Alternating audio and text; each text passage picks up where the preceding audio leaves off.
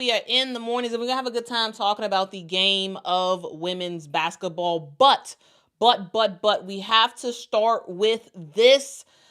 Some very, very sad news to share with you all. And it involves one of the WNBA draftees, specifically Saniya Rivers.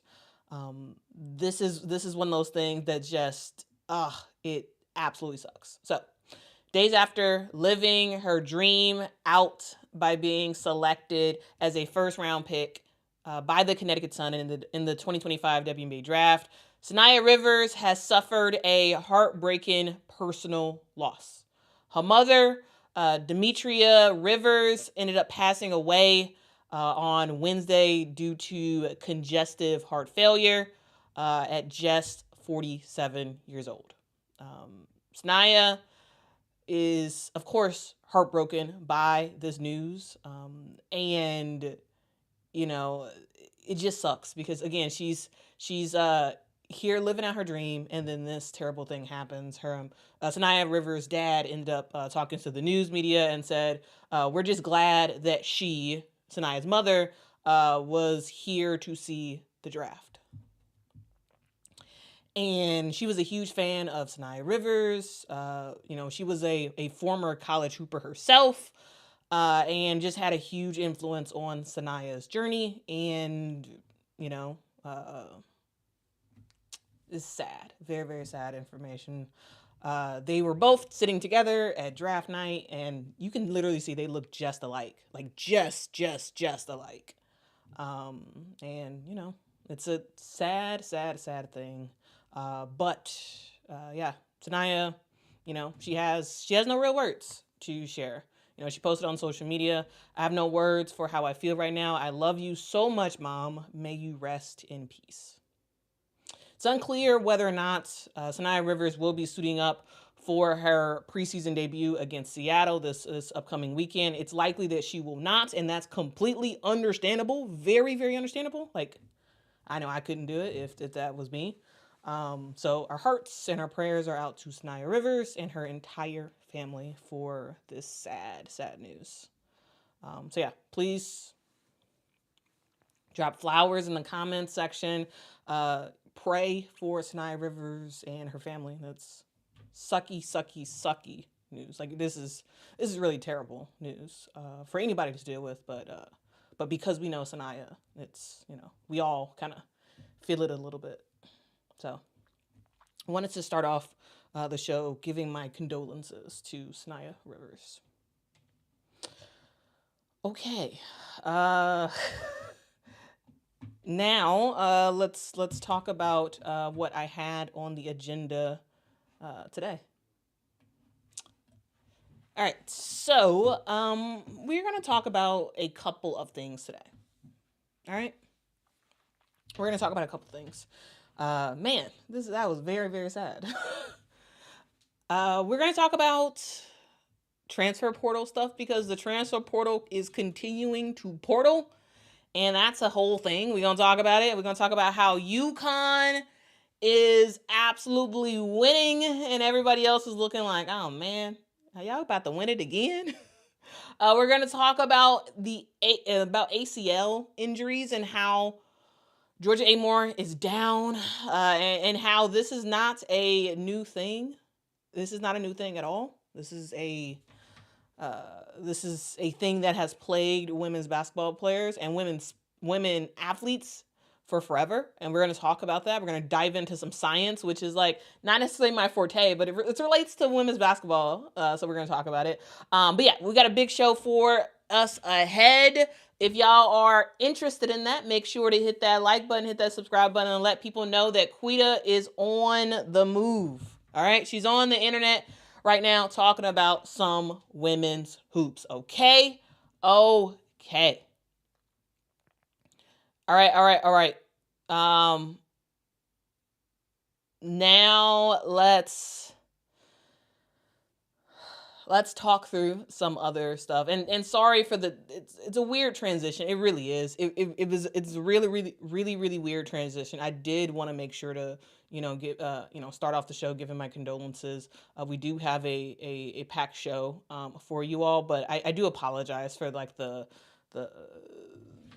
dramatic nature of the switches of that first story and what we're going to talk about next. So my apologies for that. But again, my condolences to Saniya Rivers and her family, and please keep that family in your prayers. Okay. All right. There we go. All right. One of the biggest names in the transfer portal just made her decision. And guys, UConn fans are rejoicing. Serah Williams, a 6'4" walking double machine out of Wisconsin, is headed to stores. And this is a huge win for Geno and squad and a tough L for LSU, who thought they had it in the bag. LSU thought they had it in the bag. And they didn't. So, what does this move mean? Why did she decide to leave Wisconsin? And could UConn be adding just another piece to what is looking like a very finals heavy UConn roster? So let's talk about it, okay? Let's talk about it. So first up, I'm going to talk about who is Serah Williams. So if you don't watch a lot of Big Ten basketball, you may not know her. Let me introduce you to a one-woman wrecking machine. She is a 6'4" post player out of Wisconsin. I believe she's born in Brooklyn, ended up going to Toronto. She actually just wrapped up her junior season at Wisconsin, so she does have one more year of eligibility. Last season, she averaged 19.2 points a game, 9.8 rebounds a game, 3.2 blocks per game as well, leading her team in just about every single category, guys, and doing it efficiently, shooting around 51% from the field. She broke a bunch of records, guys. 17 straight double-doubles as a sophomore. This was a Big Ten record at the time. She has finished so far with 1,494 career points in just 3 years. She's a two-time All Big Ten player, first-team player.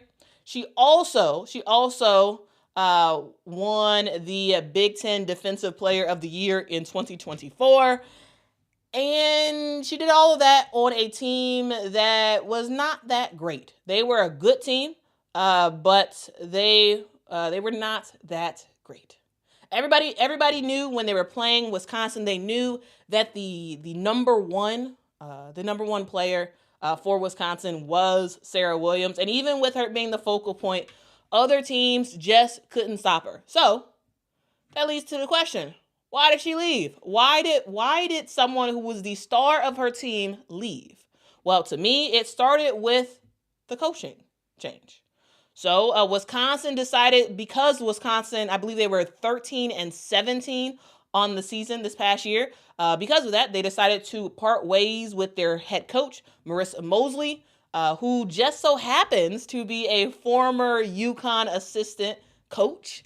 And, Serah had a great relationship with her head coach. And she was the person who kind of recruited Serah.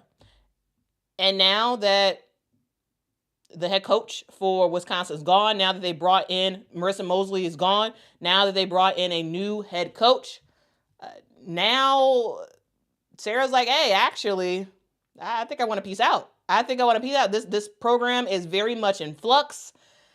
And like many players, Serah, like many top players, right? Serah was like, actually, I'm going to explore my options elsewhere. And let's be honest, guys, when you've accomplished as many individual accolades as Serah Williams has at Wisconsin, your head coach leaves. Yes, you can go ahead and try to go somewhere else, because it just makes total sense, right? You've accomplished all that there really is to accomplish on an individual scale. now go chase a championship.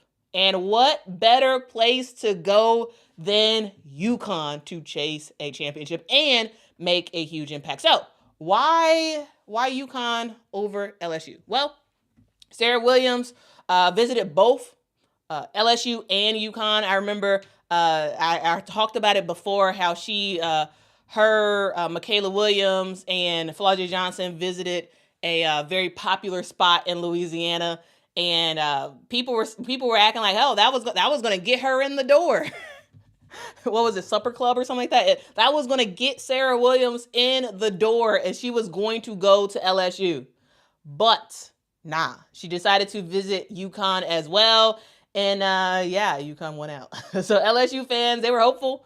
Kim Mulkey was trying to rebuild after some major departures, and Serah could have stepped in to be a go-to interior threat for LSU, because that's where they struggle at severely. They have great guards, but they struggle in the post. And Serah Williams could have been a great player to just slot in and have her dominate in the post for your team. But ultimately, she chose to go to the recently crowned national champions. Why? Well, I think it just makes a lot of sense, right? One, UConn did need some additional front court depth, right? This is a team that needs more than just the freshman phenom Sarah Strong. Yes, last year we saw Geno Alfie starting a lot for this UConn team. However, it still doesn't totally feel like Geno fully trusts Geno Alfie to really be the starting center going forward, right? You got Ice Brady, you got Geno Alfie. They're trying to do some stuff, but they're not ready just yet.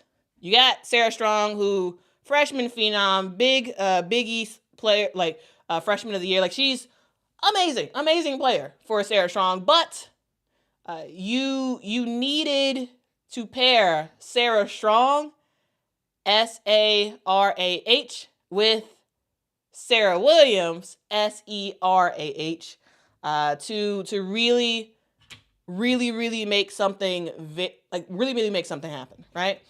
So I do think that Serah Williams will be in the starting lineup, because she brings not just size. Again, she's 6'4".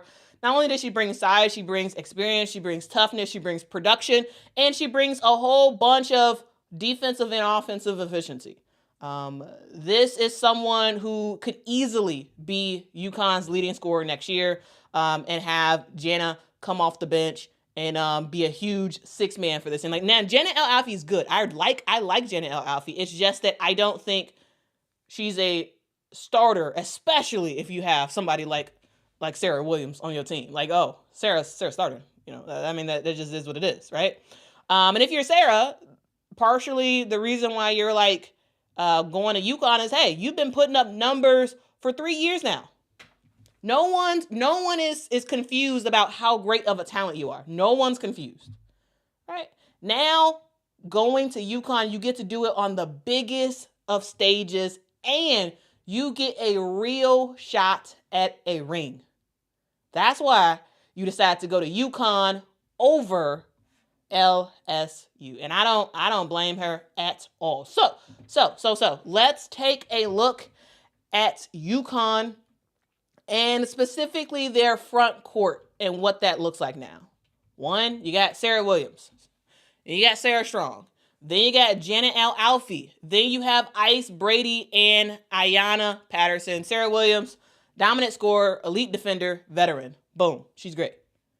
You have Sarah Strong, Big East freshman of the year, someone who absolutely showed up and showed out in the national championship game. Yo, everybody, if you didn't pay attention, if you did not pay attention to what Sarah Strong was doing before the NCAA tournament, you better be a believer now, because that girl, she's fabulous, especially as a freshman. Crazy. Then you have Geno Alfie, someone who just finished up her redshirt freshman season last year. I like her. I think she has a lot of potential, but I see her as someone who's going to come off the bench for this team going forward. Ice Brady is someone who is just still developing. I think there's just a lot more that she needs to work on. Ayanna Patterson is constantly injured, guys. Honestly, has Ayanna Patterson even played at you? Like, truly, guys, I don't really have any memory at all about Ayanna Patterson actually playing for UConn. It just seems like she's always injured. I don't know. She's always injured. But she is in the mix, and we'll see what happens. Now you have a very, very, very strong post squad, a strong front court with the addition of Serah Williams. I think it's gonna be fun. Serah. Like there needs to be some NIL merch with Serah and Serah. Like I'm saying, like NIL. Whoever represents UConn, y'all better get to work on some Serah and Serah merch. I think that could be really, really fun. Just saying. All right. Now, Geno Auriemma with the addition of Serah Williams, he is adding just another player on the floor who can just be a huge reliable post presence. Because reliability is something that, reliability. One of the things that like Janet Alfie showed is she showed sparks of greatness, and then at times it wasn't like that. When you have a player like a Serah Williams on your team, you're bringing a lot of reliable play, and Serah is someone who can be an anchor for this team. She can run the floor, she can score, and she can make a huge impact. All right.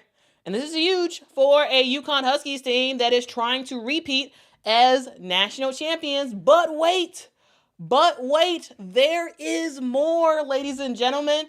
It's not just the news that Serah Williams is going to UConn. Wait, we also have news that possibly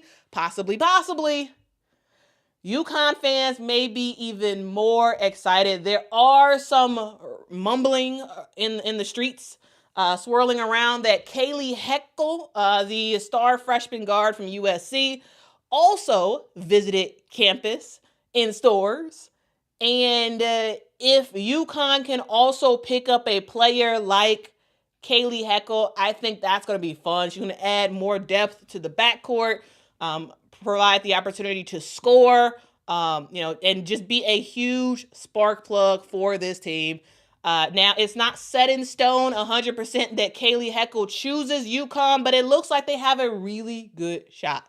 I mean, this team, not only do you have fantastic guard play, yes, you lose Paige, but you still have a lot of really good guards. You add Kayleigh Heckel to the mix, UConn, I'm just saying, man. Serah Williams, a lock. You already returned AZ Fudd, who was just playing out of her mind fantastic, especially late in this past season. You got KK Arnold, who is about to make a huge leap, okay? I'm telling you, I'm a fan of KK Arnold. I think KK Arnold has so much potential. She has that dog in her. Yeah. I think it's gonna be fun. I think UConn is going to be fun.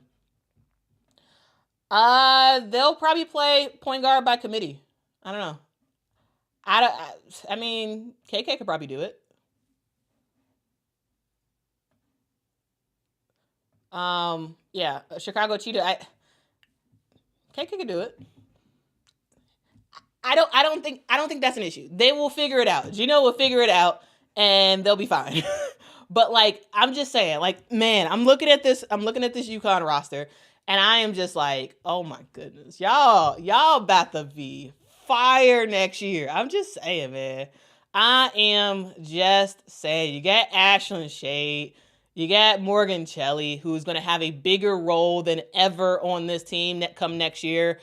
You know, you got AZ, you got KK, you may be getting Kayleigh Heckel. Like, I think this is about to be a fun team. I'm just saying. Y'all better prepare yourselves because this UConn team is going to look very, very, very good. So no word officially on if Kayleigh Heckel has officially committed, but there's a lot of rumors and murmurs out there about her visit and that maybe UConn is very high on that list. So we'll see. We'll see. Once that news breaks that following day, as always, I will keep you all posted as to what is happening. And guys, occasionally news happens during the workday, and people get mad at me because I don't make a video about it that night. Like, people are like, "Hey, you're not talking. You didn't make a video about this. Are you biased? Because you don't like this decision that this player made. Now you're not gonna make a video about it?" And I'm like, dude, this is my chance. This is my place to talk about what happened the previous day. So when news happens, unless it's like breaking, that's huge, and I have availability in the afternoon, other than that, I will always, if something happens the next day, watch me in the morning. I'm going to talk about it, okay? But that night, probably not going to talk about it, okay? And has nothing to do with me disliking UConn or whatever. I didn't talk about Serah Williams last night because I was exhausted. I saw that the news happened while I was at work, and I was like, great, I'll talk about it tomorrow. So that's the thing there. That's the thing. So it's not a conspiracy. I don't dislike these players. I just have a real job that pays me real money, and I have sleep. I have an actual life. So yeah, DB says you are not a 24-hour sports network. I'm not. Maybe one day this channel could turn into that. Maybe one day, probably not. That's not likely. But maybe aspirations. It's not likely anytime soon because I don't have time. It's not because I dislike anybody. I just don't have time. And so maybe sometimes I will have time in the evening where I am free, mentally, and like I have no commitments that I have to do. And, I will make the decision to make a live stream in the evening. Just because I do it for one player or one thing because all the circumstances were good for me does not mean that I dislike somebody else because I don't do the same for them, because my schedules changes. I have different commitments I have to do. I have different things I have to do. So yeah, it's not a conspiracy. It's not me hating anybody. It's just I have a full life. Okay. I'm just saying, guys. I feel like sometimes it's like, I don't know. Sometimes people read too much into stuff. Okay. Sometimes people read way too much into anything. Anyway, bottom line is Serah Williams to UConn is huge. She brings the defending champs defense, experience, elite post play, and just someone who could just dominate on both ends of the floor. She is someone who makes this team better, and her choice signals something else too, guys. UConn is still UConn. They're still elite. They're still winning when it comes to recruiting, and you better watch out for them for next year because, I think this team is finals bound, maybe winning, maybe a back-to-back champion. I'm just saying. I'm putting it out there now. We're going to see how everything progresses, but if everybody can stay healthy for UConn, I'm just like, who can beat them? I'm just saying, who? Put it in the comments. Let me know, do you think that UConn is a clear favorite to repeat? And where do you think Kayleigh Heckel is going to end up? Is she going to go to UConn? Is she going to go to another school? Let me know. Okay? And also, make sure to like this video. Hit that like button. Hit that subscribe button. It does help the channel out a whole lot. We got some super chats. Let's get to these super chats. And then after we get through the super chats, we're going to talk about Georgia Amoore, okay? All right. Let's get to you all's super chats. All right, Lewis says, Thanks so much for the super chat. Lewis says, I met Saniya the night before and she was great. This is very sad. The way she treated my daughter made me a super. Why am I reading so poorly today? I met Saniya the night before and she was great. This is very sad. The way she treated my daughter made me a super fan. Keep her in your prayers. Yeah, absolutely. Please do that. And Luis, you must be a season ticket holder for the Connecticut Sun, because the Connecticut Sun, I do believe they had a meet and greet with players, and maybe that's what you're referring to, where you're able to meet Saniya Rivers. Guys, Saniya Rivers, to me, I've said it before, I'm going to say it again, she is the future face of this Connecticut Sun team. She is, when you talk about the Connecticut Sun going forward, it's going to be the first name you think about is going to be Saniya Rivers. This is her team, in my opinion, for the long run. I think, of course, right now it's Tina Charles's team because she's the vet and whatnot. But once Tina Charles officially retires, this team is Saniya Rivers. I think Saniya Rivers just has so much upside, like truly so much upside. And I'm excited to see her. She has the personality and she has the talent, and I love it. So please send your prayers out to Saniya Rivers and her family. It's devastating news, like absolutely devastating. Cindy, thank you so much for the super chat. Says, I know how hard it was for you to get through that. You did very well. Thank you. Yeah, I got like very emotional, like talking through that. I didn't think because I wrote it, wrote down what I was gonna say, and like saying it was I don't know, it was like a very emotional, because I was like thinking like, wow, like how horrible that is of a thing to happen. And it's just, it's rough. It's so rough. Thank you so much for the super chat though.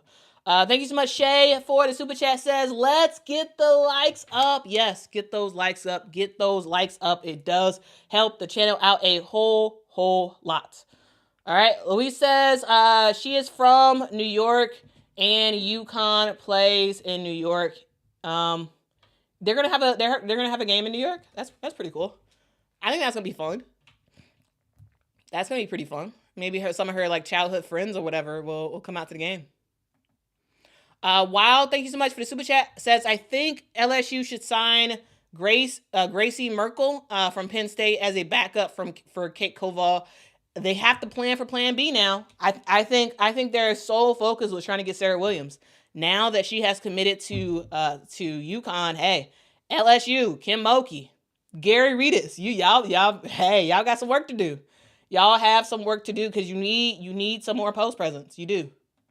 Louis says, don't forget Morgan Chenley. I think it's isn't it Chelly? Anyway, a big 6'2" guard. Yeah. I think Morgan's gonna have a big year. She is going to have a big year next season. I'm excited. I'm looking forward to just seeing her play a whole lot more. I think it's about to be fun. I think it is about to be fun. Merkel already signed to Maryland. That's what Otto says. Well, I guess wow, you're out of luck. You're out of luck and out of date. Merkel is has already gone somewhere. Well, I guess y'all got to move on to Plan C. I don't know. I don't know what y'all got to do, LSU. I don't know. Y'all guard play, y'all got it. Post play, y'all don't get it. So I don't know. Y'all got to figure something out. Y'all have to figure something else out. Okay. Let's move on. Let's move on to the next story, and it involves Georgia Amoore. Y'all ready? Y'all ready to switch gears? Okay, let's go. The number 6 player in the 2025 WNBA draft will not be suiting up this season. Georgia Amoore, the star point guard from Virginia Tech and Kentucky, suffered a ACL injury during the 3rd day of training camp with the Washington Mystics. This is a heartbreaking thing that has happened. It's very frustrating. And sadly, this is becoming all too common for women basketball players. This is more than just one injury. And in this stream, we're going to talk about why this keeps happening in women's basketball. Okay? Okay. So, Georgia Amoore. This is someone who has gone through a journey, right? She's not your average rookie. She's a 5-year college vet. She's a leader. She's a fighter. She's a playmaker. And she's a 5'6" point guard from Australia. She started off her career at Virginia Tech, where she led the Hokies to her and Elizabeth Kitley, I should add, led the Hokies to their first ever Final Four. She finished it off her college career at Kentucky, where she followed her head coach, Kenny Brooks, and she put up the best numbers of her career. I'm talking 19.6 points a game, 6.9 assists per game. Again, the highest of her career so far, while putting in nearly 37 minutes a night. She was named the SEC Newcomer of the Year. She was a finalist for the Nancy Lieberman Award and one of only 3 players in the NCAA to log 2,300 plus points, 800 plus assists. Now, again, I said one of 3. She's joining alongside with Sabrina Ionescu and Caitlin Clark, who have also accomplished those feats. Guys, when we talk about Georgia Amoore, she was a durable player. She was elite in college basketball. And she was ready for what the WNBA had to offer. Here's the deal. The Mystics, they had 3 top 6 picks this year. That's very, very rare. And they drafted Sonia Citron at number 3, Kiki Ira-Finn at number 4, and Georgia Amoore at number 6. This team is in a complete revamp. They have a brand new coach, basically brand new roster. They're building through the draft, and in my opinion, they're kind of hoping that they won't be very good. So they continue to get lottery picks for the next 2 seasons, and then they're going to have a powerhouse team. I think they're trying to go through that sort of like Las Vegas Aces, or back when they were the San Antonio Superstars, but like they're trying to do that route where you're sort of building through the draft, and that's how you're going to be competitive. I think that's kind of what they're trying to do. And for Georgia, she was expected to, be sort of someone who can learn to play the point guard position in the WNBA. They drafted her for a reason. They wanted her to be the future point guard of this team. The plan was for her to compete at the point guard position, get some minutes, bring some energy, and learn how to play the point in the WNBA.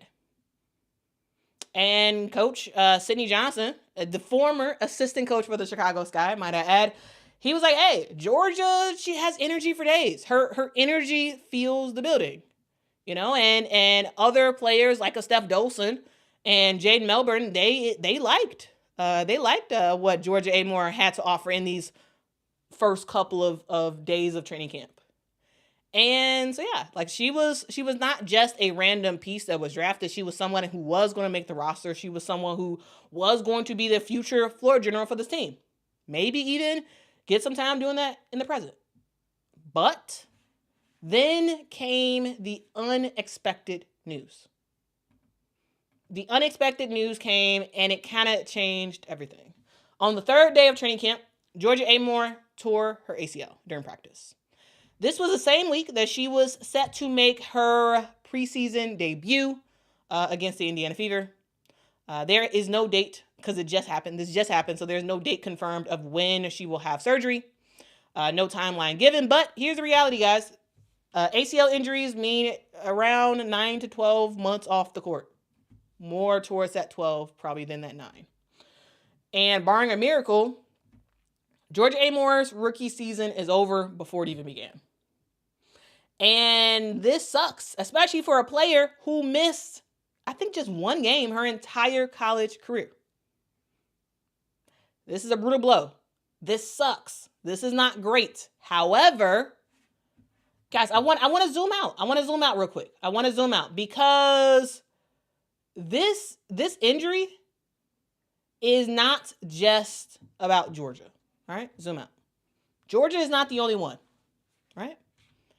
In the last couple of years, we have seen Juju Watkins most recently tear her ACL, like a month or so ago in the NCAA tournament. Cameron Brink previously tore hers. Paige Beckers tore hers. AZ Foot tore hers. Olivia Miles tore hers. And just recently during the WNBA offseason, both Nika Mule and Jordan Horston tore theirs. Nika when she was overseas in Europe playing basketball, and Jordan in Athletes Unlimited. These are all major players, all ACL tears.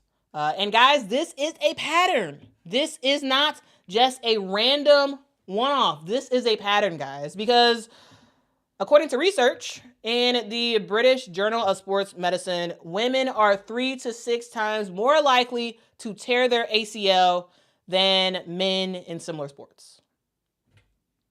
Why? Well, I'm going to talk about this more shortly, but there's a lot of factors, right? There's hormonal fluctuations. There is biomechanic differences, the hip and knee angles and how that differs from women to men. Landing mechanics, also training loads, recovery time has something to do with it as well as footwear and playing surfaces, not totally being designed for women's bodies. Like, this is not bad luck. This is a systemic biological. This is actually not a systemic. This is a biological issue. This is.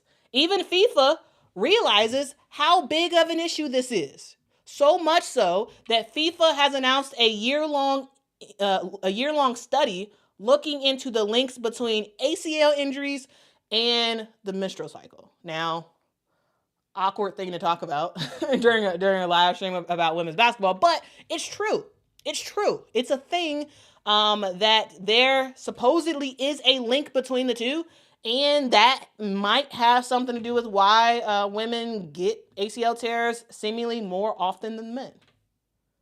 And the awesome news about this study is, yes, it's being done by FIFA, the governing body of international soccer.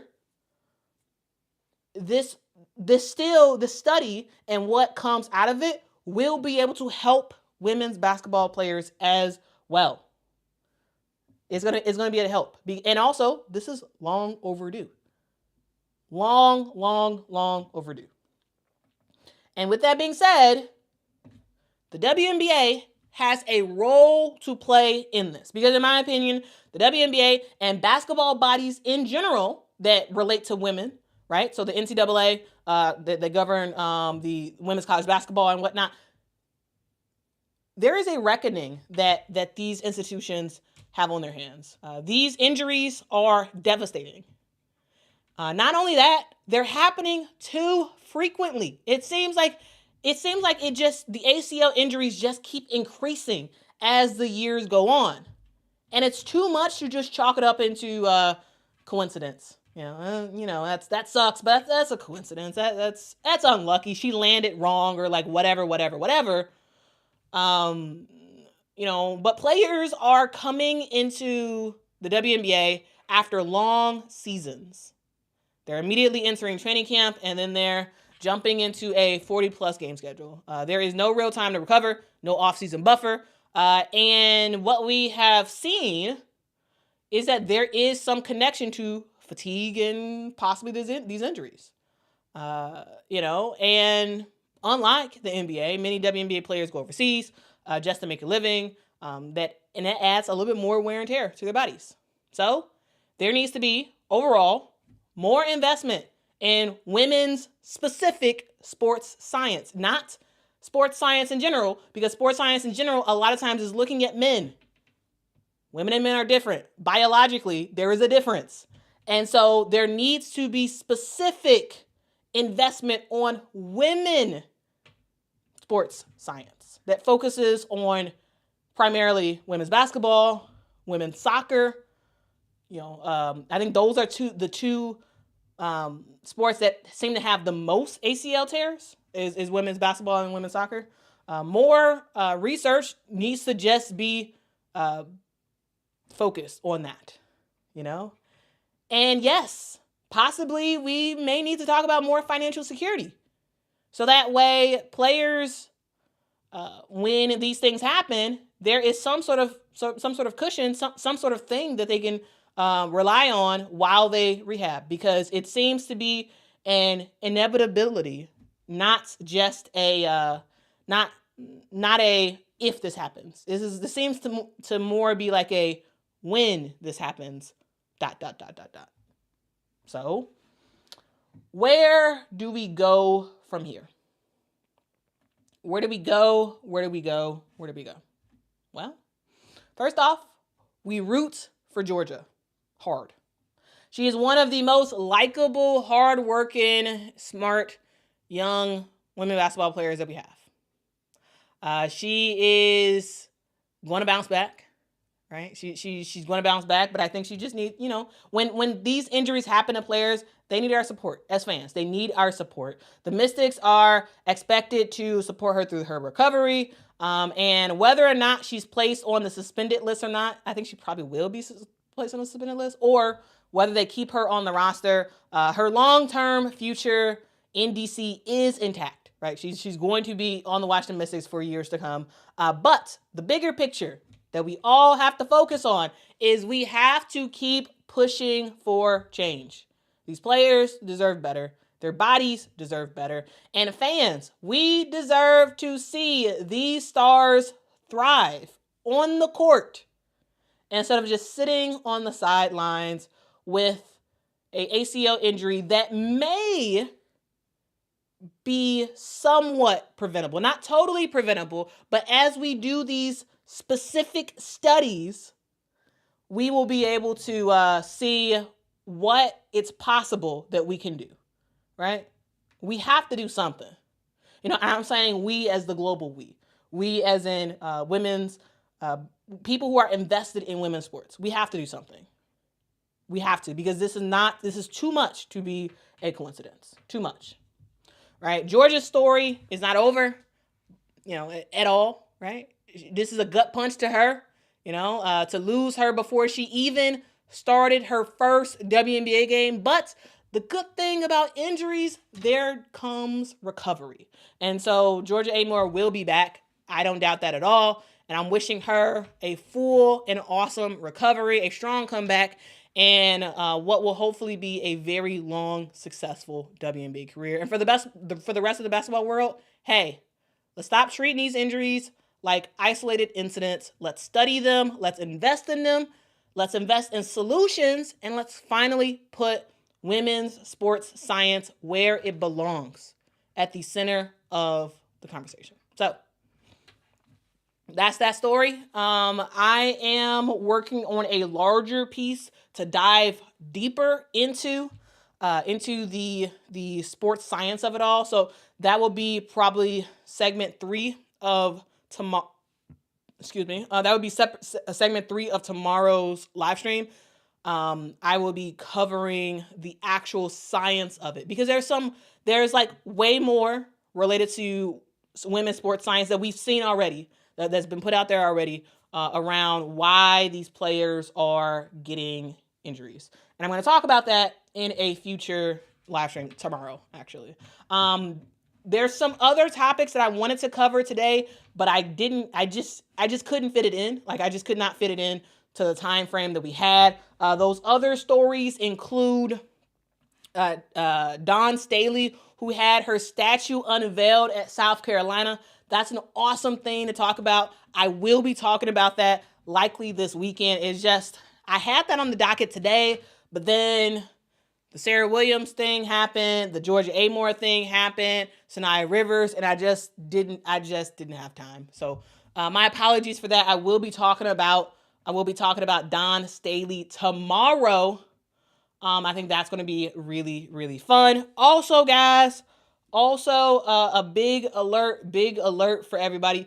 The WNBA season is about to begin, guys, and I hope y'all are getting prepared, okay? I have gotten prepared, and I do want to say a thank you to everybody who is watching this live stream. Actually, let me switch it. Let me switch my camera view. Okay. All right, guys. I want to give a huge thank you to you. Thank you, thank you, thank you.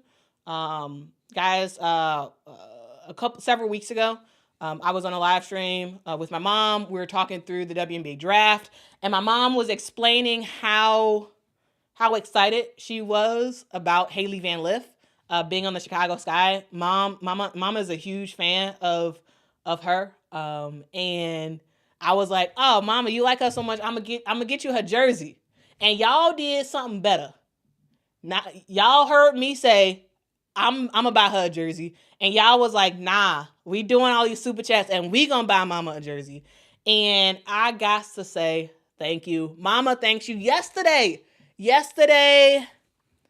this has come in. All right. This has come in. All right. And look on the back. Hailey Van Lith's jersey has arrived. I'm excited about it. Mama is excited about it. So she likely will be wearing this for the preseason, the home preseason game that's happening next week. So y'all can expect Mama to be rocking this. I'm gonna wear my Angel jersey. So me and Mama gonna rock. We gonna rock Angel and Hailey for the first preseason game. We're excited about it. Again, I do want to thank you. I do want to, I really do want to thank you for rocking with me, and rocking with Mama, and for doing all those super chats. Like, truly, guys, I was blown away. I was like, Mama, these people be rocking with you. Thank you. Y'all bought Mama a jersey, and we are very appreciative of it. She gon' hey man, she's excited. She's very, very excited. So again, the Chicago Sky have their first preseason game on Friday. That is at LSU. They're playing against the Brazilian national team, but next week they will have their first preseason game in Chicago. Okay, in Chicago. And so that's exciting. I believe that game is on Tuesday, I want to say. It's on Tuesday. But anyway, me and Mama will be here. I'm excited about it. I'm excited. Tisha says, oh no, your comment went away.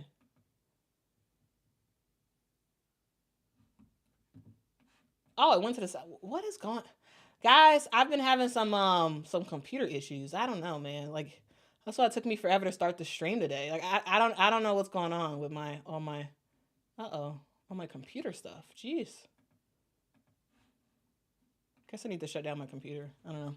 Tisha says, so how do they sell jerseys before they even know which players will make the cut? Nice jersey. The marketing team just guesses.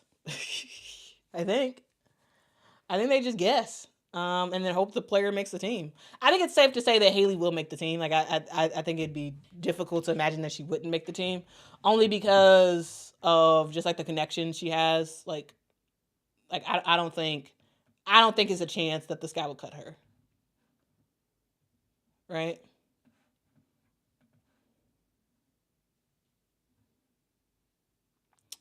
Thank you so much, Eric, for the super chat. Says Colin Cowherd is in Chicago. Try to get a meeting. He doesn't have anyone to commentate on women's basketball. Also, his show is in Chicago. I didn't know that. I mean, I remember I used to watch him. I want to say growing up, but I guess that wasn't even that long ago. Like 10 plus years ago, I would listen to Colin Cowherd on the radio. Was that 10 years ago? Maybe that was longer than that. I don't know. I remember listening to him, though, in the past. Yeah, I mean, I'll look into it. For sure, I'll look into it. I mean, I'm always down to talk about women's basketball with anybody. And so, yeah, I'll look into it. Thank you so much, Shamika, for the super chat. It says, tell our mama we are so happy she got it. I will let our mama know. I'll let her know. I'll let her know, guys. I will let her know. Okay? I will let her know. All right.